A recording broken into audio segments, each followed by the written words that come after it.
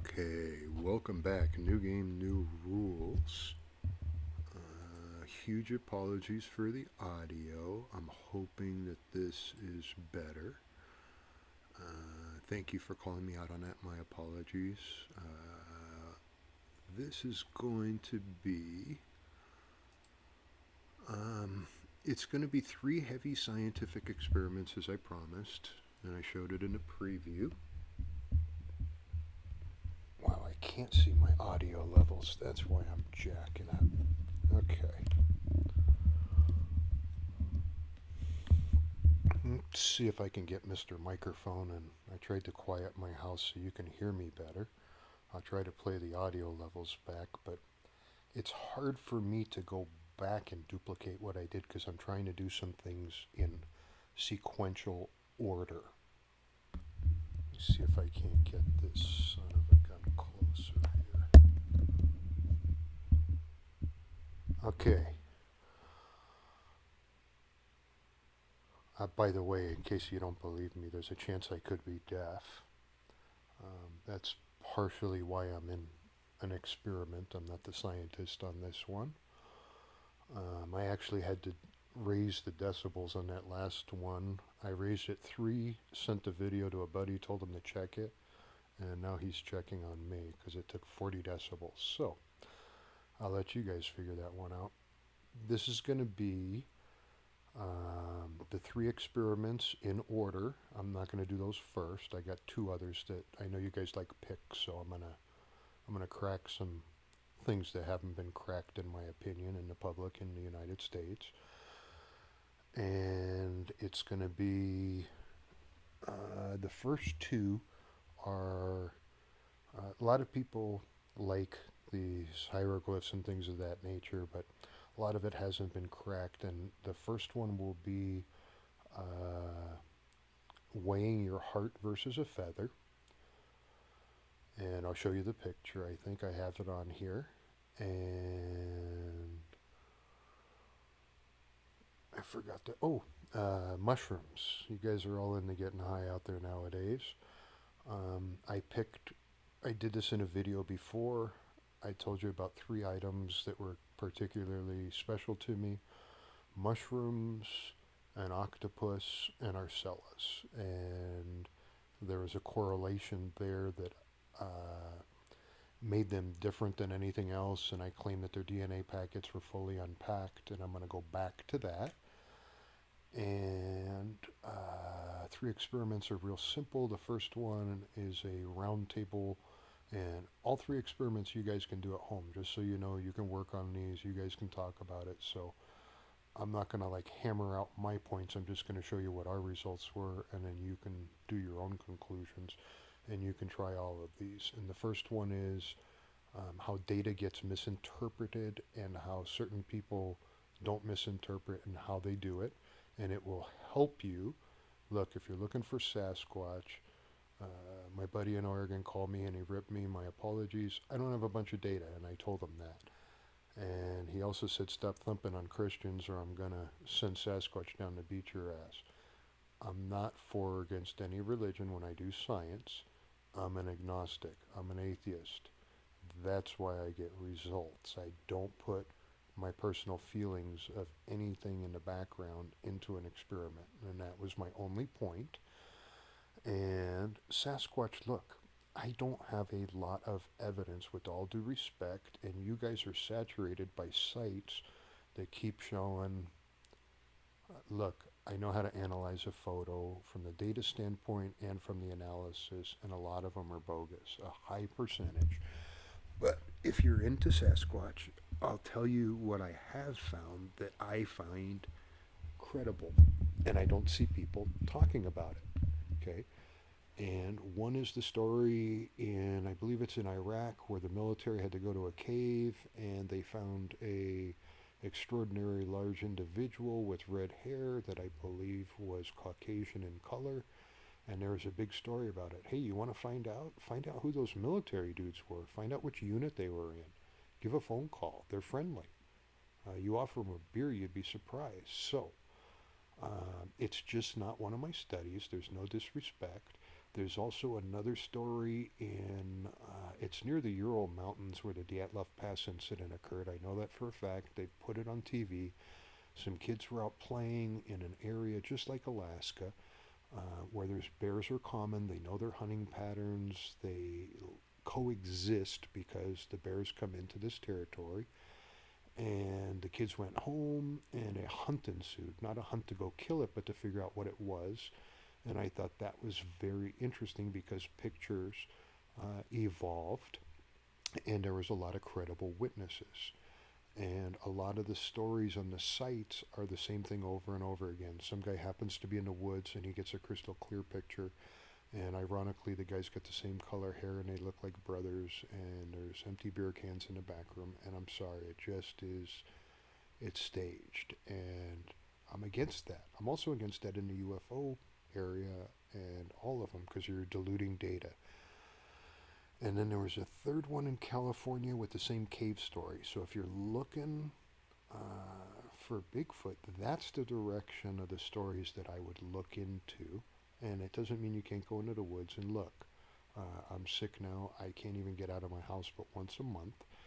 And even if I was healthy, it's just not me. And don't laugh. I want you to laugh at me. I wouldn't go out looking for a big hairy dude in the forest.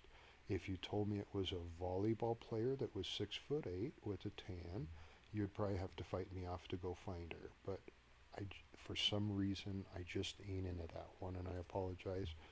But I don't knock stuff, okay? So, 3 experiments, strong ones, the data. The second one is proof of the afterlife, and we're going to get into some things that could be touchy-feely. And I'm going to tell you an experiment we did, how we did the cameras, and I showed you the picture of the soul that was caught on camera from Scott C. Waring's site. And he identified it as an alien. It probably had a yellow penis again, God knows what. A very inaccurate description, but I'll tell you how I stole data from that and how we duplicated it. And our work is going to be written up in South America, will be published, and coming out of Europe from more than one scientist.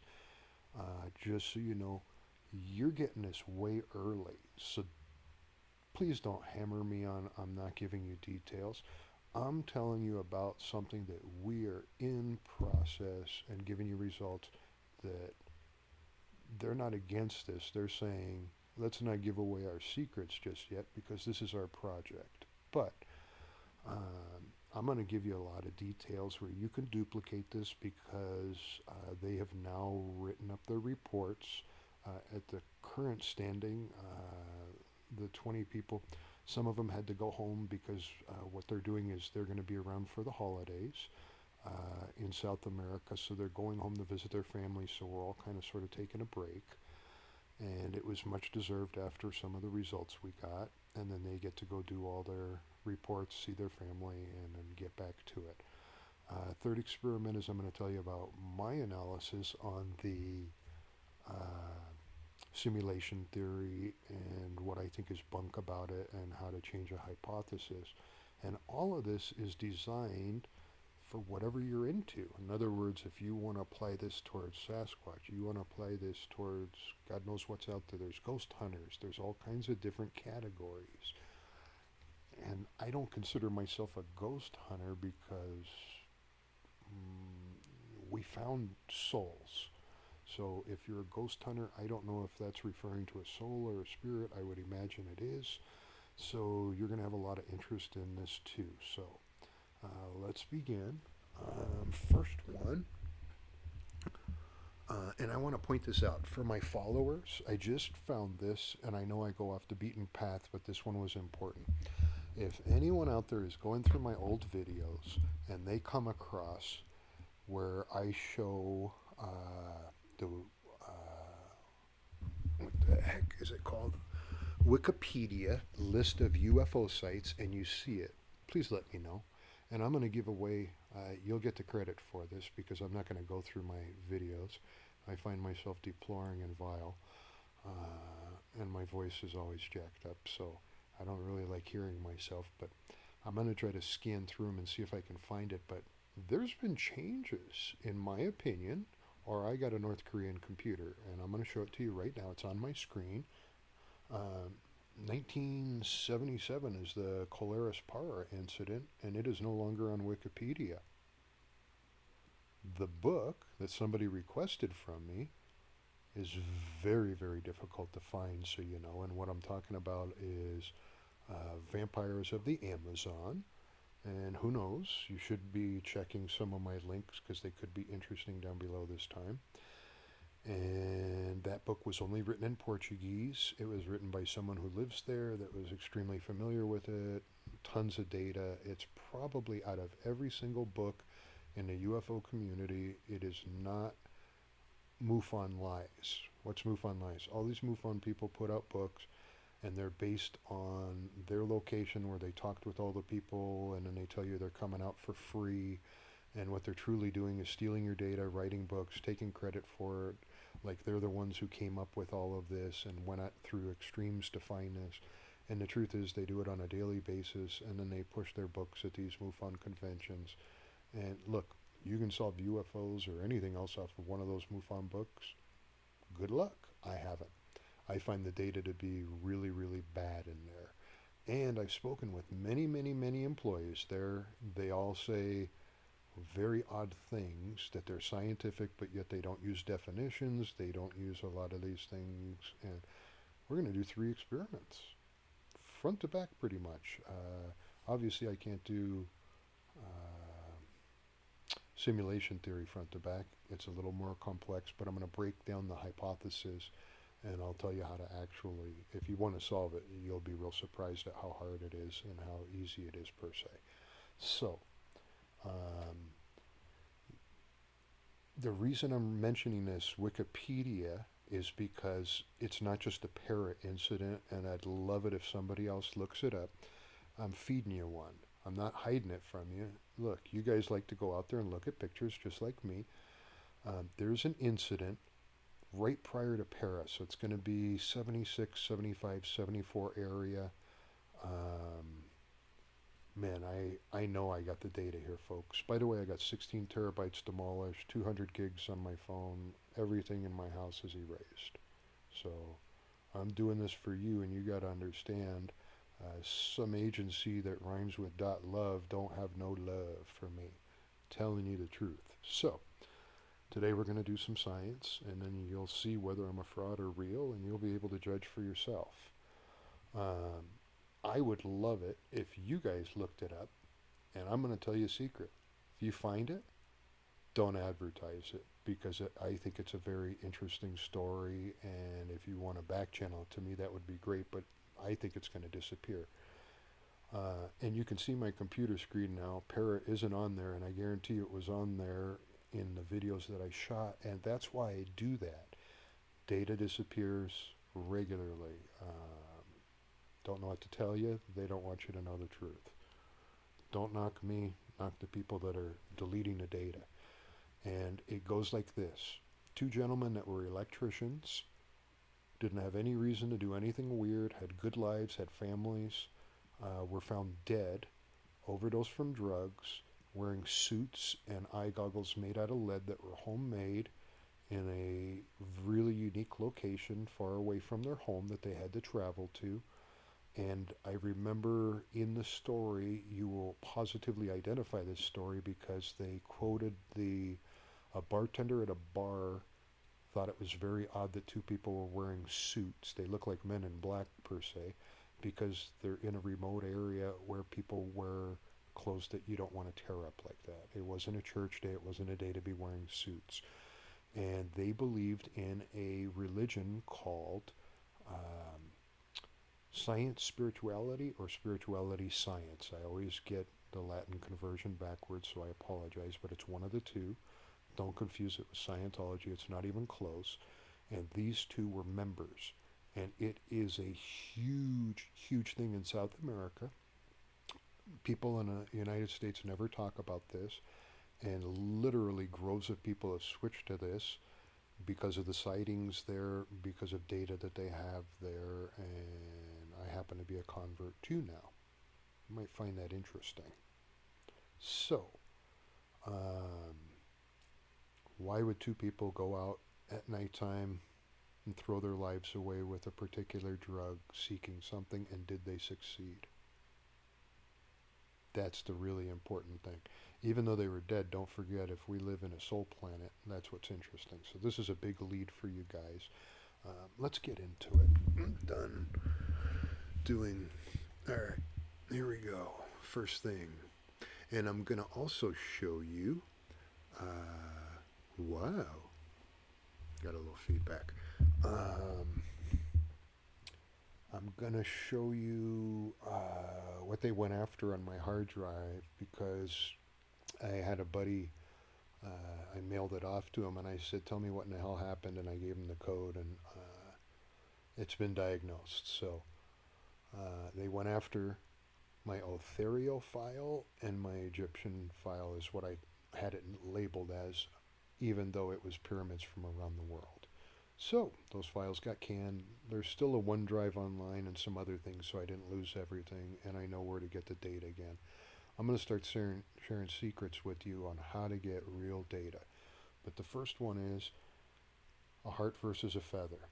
You've seen these before. It's not just on the pyramids in Egypt, they're on all of them. A heart weighs a couple pounds, a feather a couple grams. How in the heck do you compare the two? It's the story of life. You ready for this, folks? When you look at a feather, what's the structure? There's a main spline going through from tip to tip, that part you hold in your hand, and then you have the veins coming across, making that V pattern, right? And it's a beautiful thing because it makes birds fly. Now, when you die, according to Egyptian, and I'm picking on the Egyptians using their strategy, it varies from pyramid to pyramid, so you know. But I coded the Egyptians because this was readily available to me, and it's already out in the public, and things that are sacred, I'm not going to go to the Olmecs, the Aztecs, or the Mayans and start breaking out their truths. And in the next video or two, there'll be a huge dedication. I know an Aztec warrior. Don't be sweating. Told you not to trip. I'm going to do a video that looks like I'm kissing your guys' ass, but the truth is I owe you guys. And I'm going to show you, I'm going to do a spiritual disclosure per se. But right now I'm going to paint some pictures in your head and show you what we're doing. What does this mean? I want you to think for a sec. What does it mean to you? Have you solved this? Have you looked it up? Here's what I got. There is a deity that when you die, according to the Egyptian walls, you go to this room, she is there, and she weighs your heart against a feather. What does that mean, and why would she rip your heart out before you die and go to the afterlife? This is a in-between stage between here and heaven or hell, per se, if that's how you want to call it. And on the front side of the feather, we're looking at it, and she's going to refer to all your sins through life, all the mistakes you made, your journey, that main line that goes from the bottom where you would write if you had ink and a pen, all the way to the top is your journey through life. The splines on the left and the right that make a V are your decisions, good or bad. Just like you've been told, whatever religion you are. There's a little more to it, though. As you went through your journey, did you learn? Did you do right? Did you do wrong? This part's all about you. Everyone knows that. Flip the feather over, baby. We're not done. You didn't look at the whole feather yet. You're not going to weigh more than a heart if you only do that. When you flip the feather over, it's no longer you, it's everybody else. So you have two sides to a feather. I described your journey. What's the other side? The other side is all your deadly sins. Did you improve your life? And it's the same thing that the natives talk about on a regular basis. You hear me to compassion, pride, and every religion, everybody. Pride, religion, infidelity, all that stuff. What did you learn? Guess what? Your feather can outweigh a heart, and you can keep your heart to your soul and go to the afterlife. If you lose that battle, your soul still goes to the afterlife without a heart, and you're useless. There you have it. A heart versus a feather. Hopefully your feather is heavy. Hopefully. And if it's not, work on it. Okay. That's one simple one. We're going to do, and don't worry, we're going to up the game as I go along here. I don't go light. These experiments are going to be hardcore. This is a warm up. Mushrooms in religious pictures. I saw a picture of Blink 182 staring at this, and I'm sure everyone else is staring at it and wondering why there's pictures of Jesus with mushrooms. In India, they have mushrooms. It's everywhere, just so you know. What's the significance of it? Why not put a prairie bush or a plant that cures cancer? Why a mushroom? Well, I just proved it in that last video, and I hope the closed captioning comes on in case I missed any words, but it's really simple. What was the big deal about having bacterial spores growing on the International Space Station? It means there's life, folks. They told us that couldn't be done. I'm not going to go into the expansive. I'm going to go into the simple because it was in the title before on NASA. I forgot the number, but spores were able to grow with like 400 times the radiation that we have here on Earth. If you remember, I did a video a while back. Boy, this has been a while ago. On using, I think it was in the 60s and 70s, they used low levels of radiation to grow fruit and vegetables and had huge success. And in the pictures, the religious pictures, there's nothing medium sized. They're small to the ground or huge. Huge. They're the size of the people standing in the pictures. And I'll pull up the links so you guys can see them, so I'm not cherry picking any particular pictures. They're all over the place, and I'm really surprised. I just did a basic search, and there's a lot more pictures than I realized. Why is a mushroom special? You know those small ones? They're here on Earth. Their DNA pack fully unpacked. Why? And look, I got a whole panel of 20 people. What I don't have is a mushroom head. So if you're a mushroom head or a tripper or whatever you guys call yourself, I don't know the official name nowadays, and you have grown using the spores and you're good at it and you know some ins and outs, I would love you to respond because I don't have a huge background in that. I know the basics, so one of you people may have some more answers here, but here's something that's interesting. Spores are growing on the International Space Station. Spores blow off if you understand how spores work. One of my specialties was houses that had black mold and crap of that nature for a little while. And if you've ever seen some really nasty stuff, which I have, and you blow on it, you realize the spores go airborne. These would be no different. These aren't different spores. These spores are spores are spores. Now, what if one of those spores is your magic mushroom and it's all over the universe? In other words, that little syringe that you stick in and you dab it on and you put it in, what is it? I know there's something you put it on, like a plug, and then you put it in the wood and then you soak the log. What if that spore came from somewhere else? That's why I study, and it's not just the magic. The magic mushroom is different because I believe the DNA pack fully unpacked, and it could have been a poisonous mushroom at one stage and transferred over 500 million years. But the reason I mention that is if you look up the guy that I followed, his name is how bad, cosmology.com. It was in my last article, Rowan,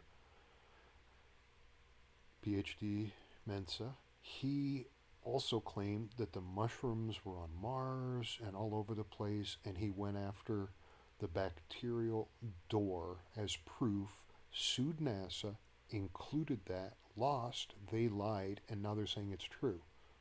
If you don't find that astonishing, scientists came forward for all of us. You know, there's like people that you're supposed to thank in the UFO community or that are telling the truth out there. This guy came forward, told the truth, threw his job on the line. They went after him to crucify him, and ironically, they couldn't because the guy's so damn talented. Matter of fact, he's still thriving. And he's working on panspermia, by the way. I'm working on a different version of it, and I'm not even going to touch his work. He's so far ahead of me on something else that I'm not even jumping in. And I urge you to look if you're into radical theories and stuff and people proving them. He's way over the top as far as his science. It's heavy. So, take a good look for yourself. Small or large mushrooms. Radiation off the International Space Station with spores growing. They haven't told us about mushrooms on Mars or anywhere else. Take a good look. It's highly conceivable that these spores are blowing all over the place, folks. And there's bacteria all over our layers, if you read about that, where, for all intents and purposes, everything is one. In other words, if they cough on Mars, we get it too, for all intents. Everything is going back and forth. And don't forget, on Mars, there isn't a atmosphere to have to penetrate, according to NASA. So it could very easily blow there. Mushrooms grow in a huge variety of conditions. And if it rained down on us with those spores, where would they grow? Exactly where they grow. Isn't that interesting? And our cells are seen in the same locations. So, magic mushrooms, irradiate them from space, get your spore, and you guys growing mushrooms won't be growing small ones. You'll grow one big one that'll probably last you a lifetime. I thought that was very, very interesting that a guy sued NASA and there's bacterial life in space where it's not supposed to be that has adapted to the radiation and the conditions of life. You really, really got to look into that one, folks.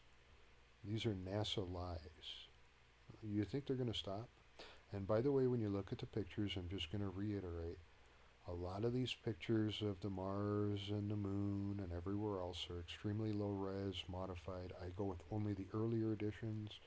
And there's places like Bruce Sees All is a great website. He's got a heck of a telescope and camera set up. So if you can't afford your own, go to places like that. And it's not just him.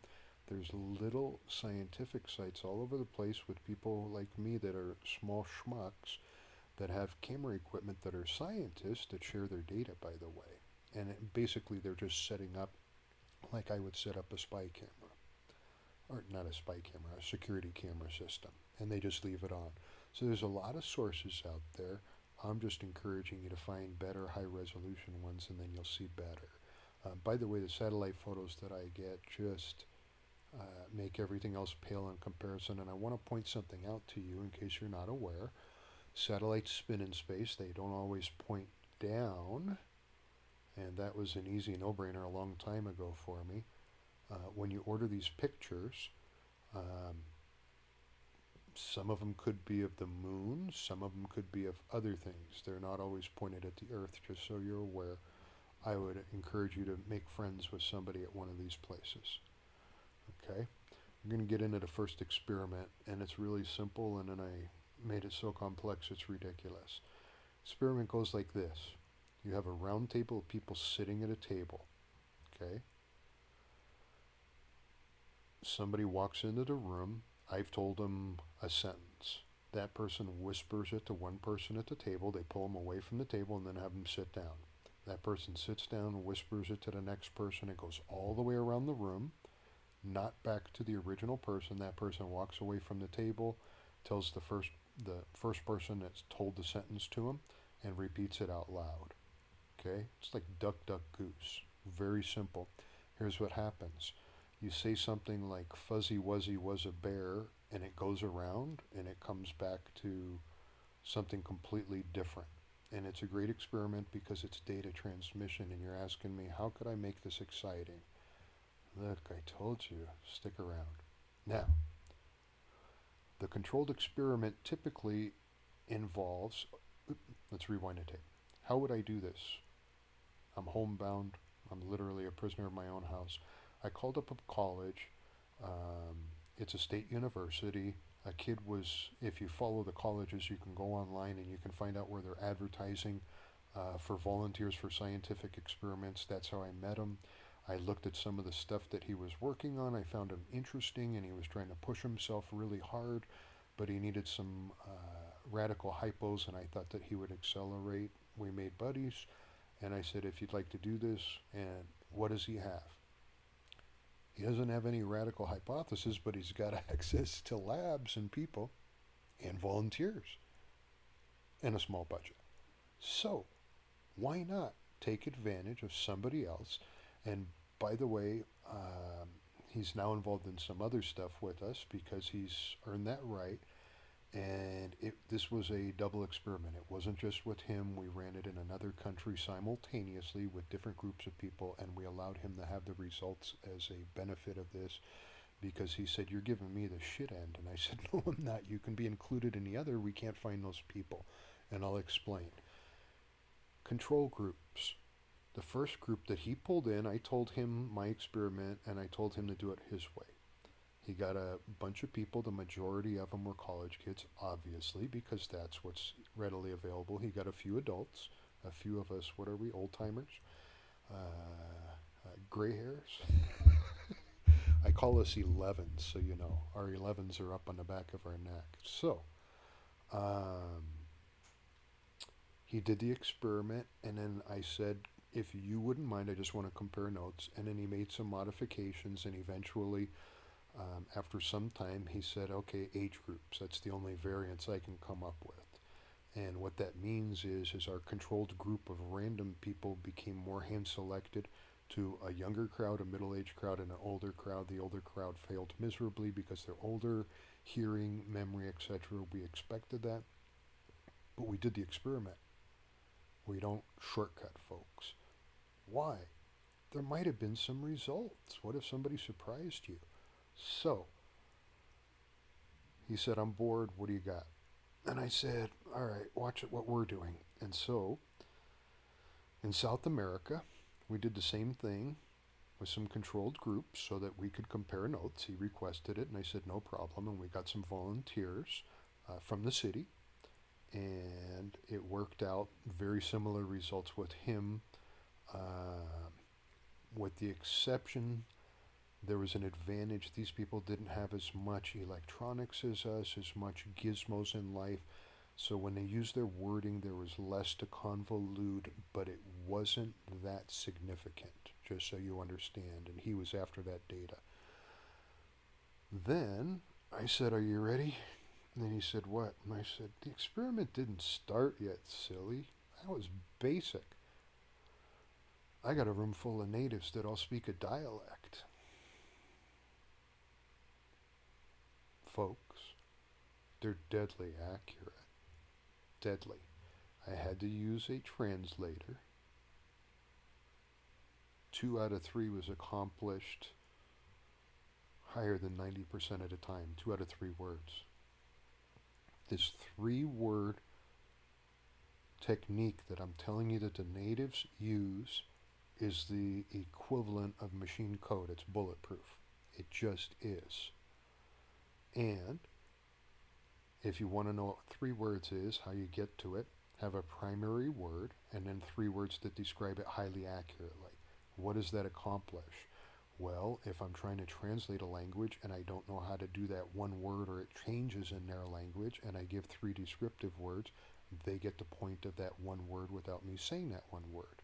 And then afterwards we say that one word. That is an incredible thing. And I did a lot of research on it, on why I was going to do this experiment. And part of it, we didn't crack the code, so you know. I wouldn't do that. Look up Navajo Code Talkers created a unbreakable code. It helped win World War II. Then you'll know part of why we're doing this experiment, and I'll give you the link, don't trip.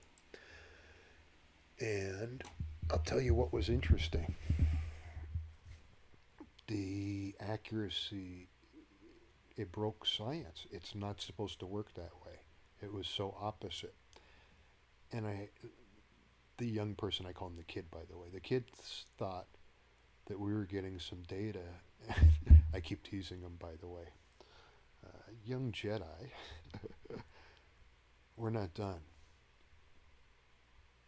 Now we get into my experiments. We need headphones, we need blinds, and we need to cover their mouths. And he says, all right, we're abducting people. You betcha. Why? What if someone's cheating? What if they can look at each other's facial expressions and that's how they're doing it? What if they can read eyes? The controlled group that he had in the United States got miserably worse. And what we did, by the way, is the same thing with the vocals. And in other words, the one person to the next person to the next person. No one else could hear anything, see any facial responses, and basically they would pull up on that side of the earmuff and whisper the saying to them, and then it would go to the next person and around the room. So it got worse when we took away those auditory features. Kids started getting bored on me, going, look, we can almost predetermine these results. And I said, here, we'll go to the final phase. And I gave him, we used light, vibration, and sound. And I'm not going to give you all the secrets, but I'll tell you how we did light. No one in the room could see. The person would pull their blindfold off and be pointed in a direction. We would blast them, not blinding them. We'd give them different light patterns, different lights from different spectrums of the light, meaning look at them. And then we had them attempt to pass it on to each other. I'm getting interesting now, folks. The miserable group that he had, he was pissed off at me. That's why I let him in on the other one. And I said, if you want to do this, and he did. And we did it with a lot of variations. But the people who spoke dialect, I can't explain it. But they're doing crap. Not crap, pardon me. They're doing things that, well, it's pissing me off. That's why it's crap. I hate it when you guys mess my science up. I love you. Somehow they're able to transfer light, vibrations, and numeric formulas with accuracy that the other people can't. And I don't know why. But it's a heck of an experiment. You can do this at home. All you need is a bunch of people. The problem is you got to get all these different controlled group people together. We pulled it off, and it's all I can tell you is if you're studying stuff like ESP or oral technology, it's extremely impressive. And we have obviously a lot more scientists on the other end. They added in eye-to-eye contact, and we would give a perception to the first person. We would paint a picture. They would only look at each other through the eyes, and the accuracy wasn't that hot, but they guessed. After 50 people, folks. It's impossible. How do you think a thought, pass it through 50 people, and they get it right? Even once, you can't guess that. So when we do our science, we shred data. I'm Pac-Man, okay? So we did every form that you could think of, and what I can tell you is, when you go to a forum and they're all talking about any type of conspiracy theories, it's the same thing happening with that dilution process. In other words, when the first person tells the second person you got a fact, by the time it gets to the end, it's so diluted and you have 49 other people's opinions in, you can't stretch the data out of it. And that is just part of this experiment. We're working with some other things. That is a great experiment. Next experiment. How do we prove that a soul exists? Cameras is one. I showed you the picture from Scott C. Waring's site, and I'm going to pull it up. That was part of what got crap canned on my computer. Let's take a peek. And this is available to you. I've left links. I I have no idea to figure out how people are looking at it or not. I'm not going to look it up. I could care less. I don't know what I got. I don't do this crap, by the way, folks, but I got a OneDrive that I dumped on and then something else. There it is. And here's what's in here was the duplicate that they destroyed. And it was really important because we had to go back to this based on one of my hypotheses. What was my hypothesis? This is a little touchy feely for me, and it should be for you. We talk about Westerners, so you know, and don't forget we have people with different backgrounds from all over assisting us.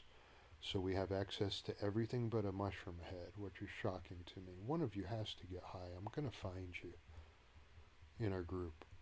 But I actually think they don't. I don't know why.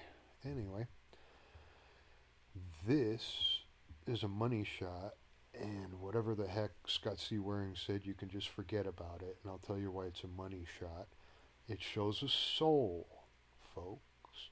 How would I prove a soul exists? We had a conference. They asked me for my radical hypothesis. By the way, we went around a round table with me at it, and everyone gets to put input. And for the first time, and they know I work with what's called the ethereal concepts, everyone just did a quick answer to buzz around to me, and I was like, I get it. Bus drive the new guy. Okay.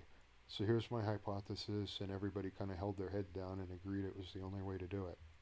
How do you prove a soul exists? How would you prove the afterlife? It's already been done prior to the 80s. A scientist did it. We modified the experiment. You weigh a body at the time of death. Did you hear me, folks? You weigh a body at the time of death at the last breath. If there's a discrepancy and you can do science and you can prove, I did have to have somebody assist me, by the way. I'm good. I ain't that good.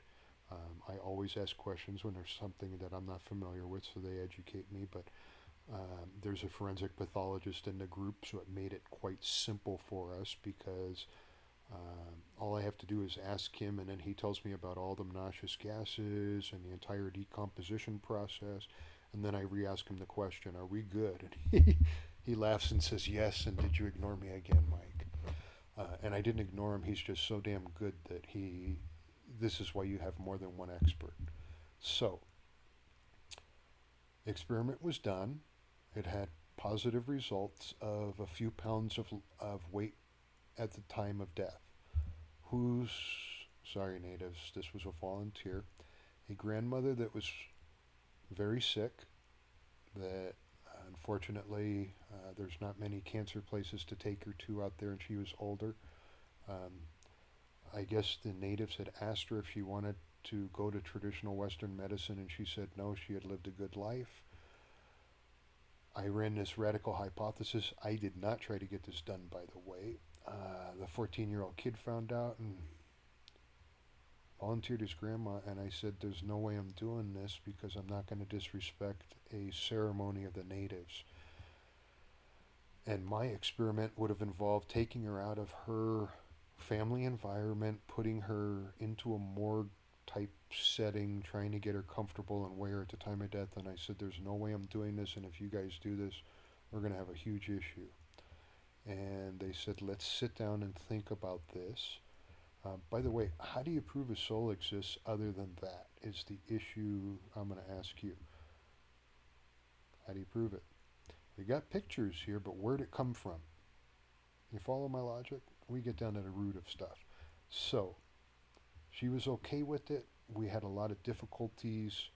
I do know the leader of this village. I would never do anything without his authorization, permission, nor blessing. He was okay with it, and he even told me to tell the Westerners because this was critical data. This was done for Western civilization, folks. They already believe this. The only added advantage that they got out of the data was they could time their ritual better to have more respect for the soul. That was it. I'm going to tell you how we did it, folks. You see this ethereal picture? I showed this to you before. I'm going to show you a couple of them here. And it's available. It's been available the entire time, just so you know. And I'm going to point it out again. Whatever Scottsy's wearing said, forget about it. This is a soul or a spirit, your choice. Whichever one of the two. I guess you could call it a ghost, but I like spirit or soul, just so you know. I'm not going to argue, but I want to point out to you, see this purple stuff on this wrought iron here and over here and these weird shapes showing up? I need you to pay attention to those, and I've showed you this before in a video. Got no idea what video it is. I pumped out so many videos. God bless you if you can find it. Here's another picture, and it's a close-up. And what happened is they show the entire footage of this. It's on Scott Waring's site. I believe it's a video. And when you slowly analyze it, the wrought iron goes from normal to this material that looks like a rock-like substance with holes on it comes up out of nowhere. And here's your orb, guys. And look, in this orb stage, you guys got me hooked on orb. There's nothing on the wrought iron. The camera didn't change. Nothing changed. It's the location and what, hate the word density. He's coming over the plane, Plane, the esoteric plane, and what's happening in this picture, I'm going to diagnose it fully. He's coming into a spectrum of light that the camera can see it more accurately. I'm going to tell you how to do it, folks. I ain't going to do it for you. I'm going to tell you how to do it. And within that ethereal file, by the way, was this. I believe this was caught on Google, something like that. Anyway, it's right above a house. I thought it was really trippy. It's in my ethereal file, but it's very similar. And I'll tell you what I thought was interesting was this same effect of the, I have no idea how to explain it to you folks, but there's this thing with holes and magical colors. And if you look at that 1947 report, here's the big picture on that one. Now, this is, just so you know, on my ethereal file, these are just two extra pictures. This isn't what I'm basing my data on. I'm just showing you the file. Okay. This is what we're talking about right here. I want to be really, really, really crystal clear. I don't know how else to word this. Do you see this purple shit that wasn't here on the iron gate before? Good. That's what we're talking about. Just so we're clear, because a lot of people change my words. It looks like it belongs in a volcano. What is it? No, we found out. When they say that we live on a different plane, in that 47 document, they say that they don't have a planet. They're here to take us over. I'm not going to go into the logistics of why they're friendly and we're not. What I am going to explain to you is specifically about a soul. No UFOs, no nothing else. However, I'm going to point out one thing. There are pictures of our cellas near our electric lines, and this same phenomena occurs with the right camera and lighting. So today I'm going to tell you how not only do I feel like crap, by the way, guys. Lady, let us, man, just for you guys. If none of you appreciate this, I'm telling you, I'm going to come through your monitors and kick you in the balls. The translation that she told us was, it was important for the Western world to understand what's really happening. Because I told them about your UFO disclosure, your ideals, and her comment was basically get back to the roots of life. That was the loose translation. Picture her coming through your monitor with a newspaper smacking you in the head saying bad. This was done to educate you on the real deal. I'm going to tell you how we did it, folks, and then you do it on your own. I'm not going to draw the blueprint up for you. I'm going to give you every single instruction, and all you need is a soldering iron. and you need to go online and Amazon a bunch of LEDs. They sell them in little plastic boxes with all kinds of varying spectrums. And just like a grow light, it's the same thing. If you've ever had a grow light replacement kit and you solder one in, it's the exact same idea behind that. And make sure you match up everything, voltages, parameters, etc. Um, there's different angled ones. We didn't mix too many, but I'm going to tell you the formula that we came up with without giving it away. And I'm not hiding it. This is my project with 20 people, just so you understand. We don't need to tell you about this, and I'm telling you because we did this portion of it for you. The other research that we're doing is it's not our business. We're not done yet. That's what's happening, just so you. So we're in the middle of this per se.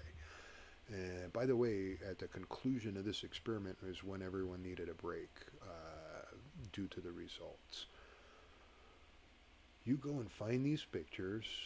You now have a camera that can look into another plane. If you want to call it another dimension, God bless you. But another dimension to me implies it's far away and not near us, and that's not what I'm referring to. That's why I'm saying a plane. And what I'm telling you, spirits are all around us. So you ghost hunters, ta-da! And if you're a ghost hunter, by the way, and you want to build a camera, you're going to get the secret right now.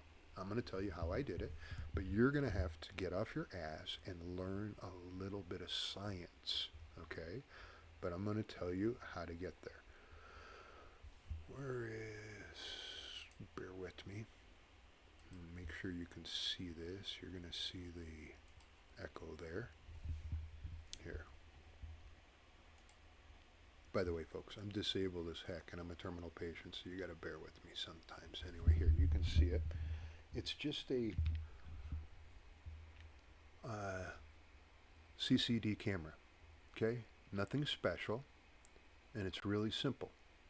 It's the same lighting effects that are included on your cellular telephone. They're included on your cameras. I like nothing against cellular phones, and I know you guys have them handy. I'm going to give you some tips on that. There's new software available where they take multiple pictures on the new phone. Samsung's got it, and what it does is basically like if a drag car came up my street and went 120 miles an hour and I had the camera sitting still, it would take multiple pictures so it would catch it in the middle, okay, because it's going so fast. You need to look into that software because there's some people catching some pictures in other countries that know how to use their damn phones, and they're not showing them because they catch them on a regular basis, just so you know. And if you're really looking to catch a picture of that Arcella, just like the guy did that's a professional photographer in Canada, you might want to look up his gear. Make sense? Find out what the settings were that he used. I can't teach you how to use a camera with all due respect. I'm not being a jerk. I'm just saying a lot of you say you're scientific and I see people using cameras. Cameras are complicated equipment. And I've got a Sony f828 and I have other equipment, but that's my favorite camera. And there's a reason for it because it takes some certain exceptional pictures. Here's what you're going to do. You're going to order up those LEDs. You're going to match voltage and size. Oops. You're going to pop this damn cover off. You see the pattern in there? You're going to leave infrared. Why?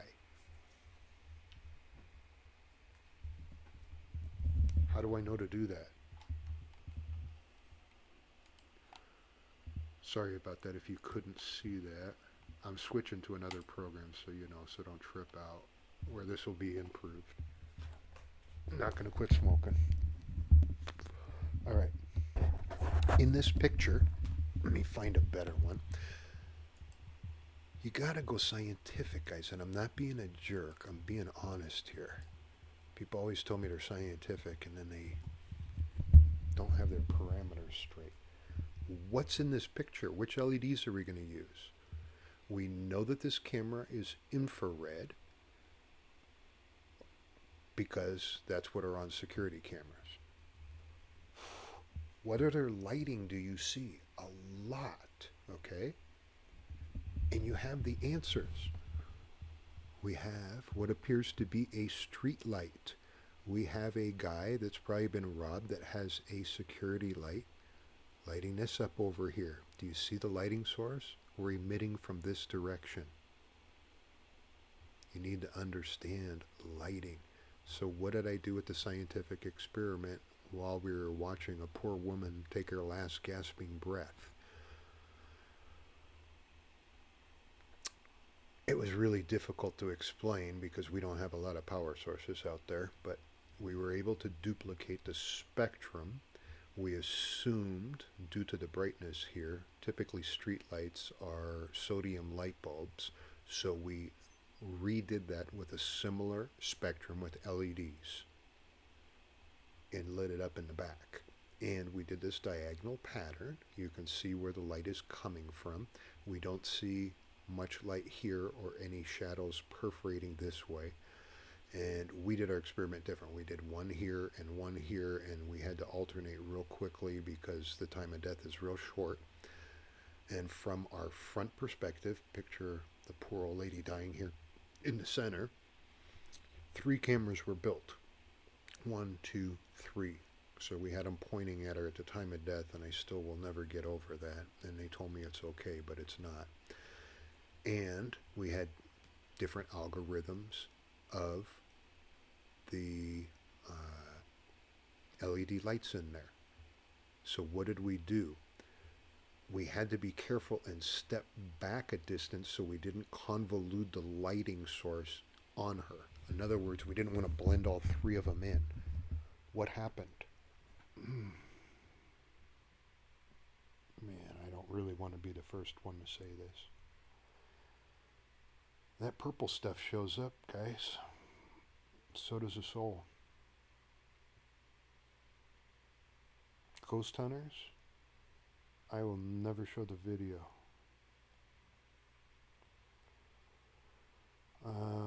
Some of the clips might go with some of the data. Will probably go without showing her face. Stuff will be blocked out in the journals that will be done in Europe and in South America so that we don't divulge her identity, because natives are very particular about that and very humble, even if they do wonderful things. So, what data did we get off of it, and why are we all taking a break? This is a tough one to explain.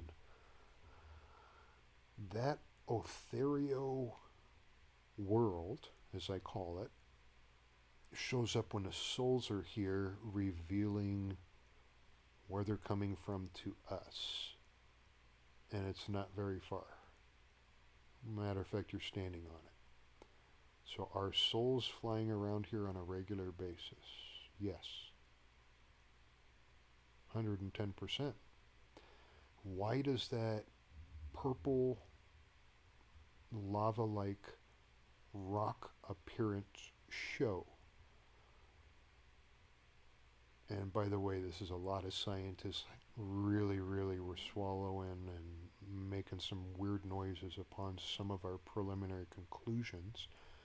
Our planet, if you believe, is dependent on their world is a big understatement. We're one and the same. Why do you think the natives fight for Mother Earth? It holds the souls.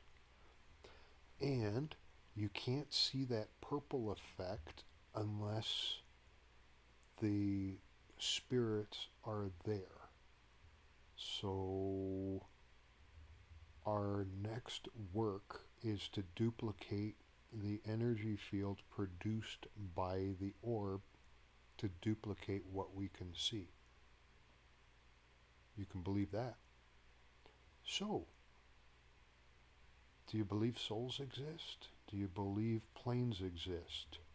I know I'm not showing you the pictures. I'm telling you how to do it. If you're a ghost hunter, by the way, and you're running a website and no one else has heard this, and you build this camera, you're going to be a YouTube star. And I would urge you to please never show somebody's face of a soul, meaning if somebody's dying, it's disrespectful, in my opinion. We all had a lot of heart wrenching problems with this experiment, but we thought it was necessary. And we didn't do what they did prior to the 80s, we took it farther. And it's kind of mesmerizing, folks. That's about all I'm going to tell you. And that would mean every time we build like this wrought iron on our Earth, our afterlife world is changing. Meaning that when you put up a house or a structure, it becomes a new obstacle in their world, which is very interesting. But they don't live on our plane, they're underground and above in the sky. And that's going to be some of our other experiments, because we're going to take one of those cameras and we're going to start doing some stuff underwater with it. Not me, obviously, but that's kind of where the science is going. It was some trippy results, folks. Very trippy. I gave you the look. The light spectrum is clearly visible in this picture. The angles are clearly visible to duplicate. We did more than I believe was necessary. Not all three cameras worked. We're still working on what pattern works best. But unlike the anthropologist, I'm not going to stack them deep, sell them cheap. We had one shot at this, and that's it. I'm done on this one. We proved that a soul exists. The natives got some data. Believe it or not, it was a beautiful ceremony. We gave her her dignity. We figured out how to put a scale under her and keep her close with her family. We did have a problem with the spiritual fire that was lit, needed to be placed a little bit away, and the natives were okay with that, even though that's not what I'm supposed to do, nor anyone else with this controlled experiment. And then we figured out a way that we gave that back to them, and we put up a border during the time of death so that that light wasn't a issue. I really feel devastated doing this experiment, but it is what it is. All right. Souls exist. You're a soul hunter, ghost hunter. Start taking your LEDs out of your damn cameras and start mixing them up. And by the way, if you want to do this and you have a small budget and you have an actual camera or even your cell phone, you can get external LED lights, the infrared setups. They attach to VHS camcorders, all of it through the little hot shoe, and those are really easy to open up and rewire, just so you know, and it's even more power. Our power was very low, so we're remote. There were plenty of batteries there, but we can't burn through batteries fast when we're trying to set up the initial experiment, which means we had to use the equipment for a while, just so you understand. And we did not hot shoe it. We built it into the cameras so that we didn't bleed with the lighting pattern over the grandmother, so it didn't convolute the experiment. So we actually did pretty good. We got results. It's going to be published. This is about the most macabre experiment I've ever done in my life, folks. Except for the next one. But there's no bodies. Okay, third experiment. Simulation theory, and I'm just going to break down, and if you're religious, tune out, please. I'm going to try not to make it. It's not insulting to anybody, but the true experiment is rude to religion, so if you're sensitive, it's not that data informative that you need to go and get upset and send me hate mail. It goes like this. There's three main keys to simulation theory, and I'll just give you the basic nutshell. We live in a VR world. Nothing's real. Some advanced life form is playing a joke on us that's cruel.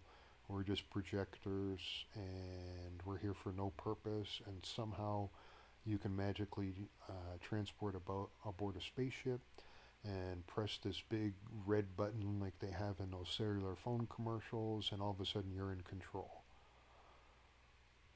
It's selfish, it's insane, and you forgot something. Something big. It's a great theory, by the way. Why? Because if you're into Star Trek or Star Wars, you jump all over it. Yeah, I want to get on the Enterprise and press that button. There's no button. First off, first off, they're 3,000 years ahead of us plus, and they have buttons that use copper and a spring and a switch for a contact. Are you kidding me? They're symbiotic. They use things that are made out of fleshy material. Where's the button? Which piece of flesh do I push? It's all over the place. Which rock do I press? There's no instructions. You guys want to help me out? I'm being realistic. This is the part that sounds mean, but it's the truth. In order to solve simulation theory, you forgot something, and don't forget, a lot of scientists are agnostic or throw their religion out the door when they're doing an experiment. Did you forget about religion, agnostics, and spirituality? What does that mean? Well, if we're in a VR world, God's dead. Right? Isn't that what you're saying? Then that needs to be incorporated into your thesis. It's incomplete. You're only going after the fun stuff. That's why people jump on this. And don't get me wrong, I know some people that work on this, and I know the three variables. I understand the conceptual idea behind it. It's bad. I've worked on it, familiar with it. So here's your solution if you want to answer this one.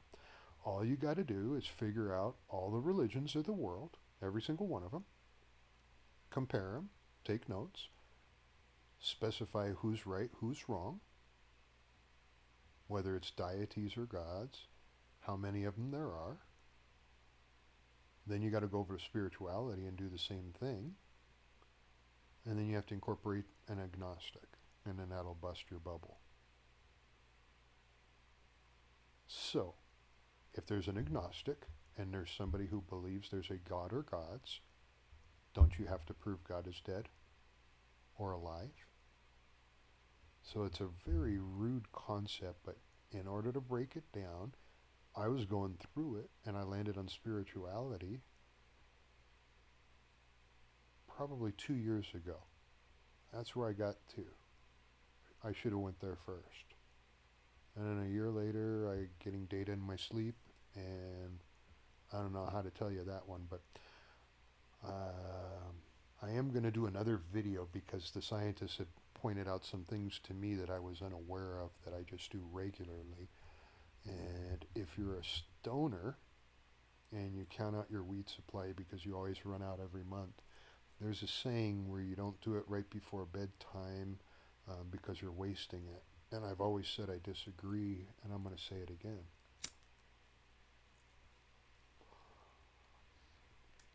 It turns off your dreams, and if you can go into a dream state, maybe you'll find something else, folks. Just a small clue for CE5, meditation, spirituality. Do the opposite. So, presented some radical stuff to you here. I had some more pictures. Let me make sure I didn't skimp. I hope the audio was better. I'm sorry I can't see. I'm going to switch software where I can actually see the needle moving.